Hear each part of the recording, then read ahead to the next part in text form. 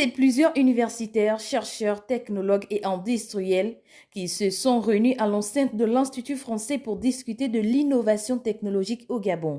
Les travaux de ces journées aujourd'hui, en fait, mettent en avant l'innovation technologique à partir évidemment de la recherche fondamentale et de la recherche appliquée.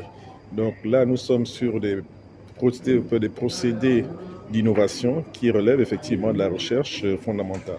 Donc là, nous avons des experts qui viennent de plusieurs pays, donc des experts internationaux, des chercheurs de haut niveau, qui viennent effectivement exposer les résultats de leurs recherches dans les domaines technologiques, que ce soit dans le bois, dans les écomatériaux et même dans la robotique.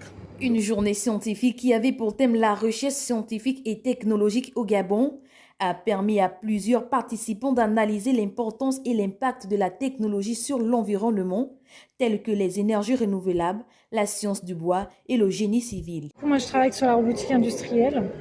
Donc, c'est comment utiliser les robots dans l'industrie, donc soit pour faire de l'usinage, du pick and place, de la fabrication additive et même maintenant de l'échographie obstétricale.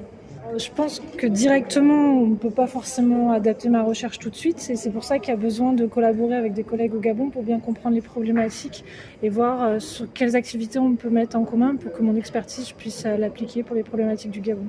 On a une collaboration scientifique, un projet scientifique qui réunit évidemment le CNRS en France et le CNRS également à Libreville au Gabon via l'IRT. Et donc dans ce projet, le but était d'essayer d'établir des collaborations scientifiques entre les chercheurs gabonais et des thématiques diverses et bien sûr les chercheurs français via un projet qui était financé entièrement par le CNRS. Il faut dire que cette journée scientifique vient au moment où notre pays, le Gabon, en a besoin, ce qui cadre avec la vision des nouvelles autorités de la transition qui militent pour la restauration des institutions.